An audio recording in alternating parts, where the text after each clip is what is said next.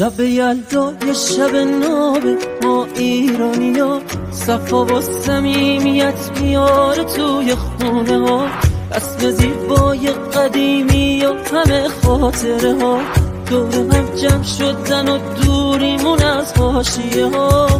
همین یک دقیقه بیشتر کنار هم که باشیم میارزه که تو دنیا از همه چی جداشیم.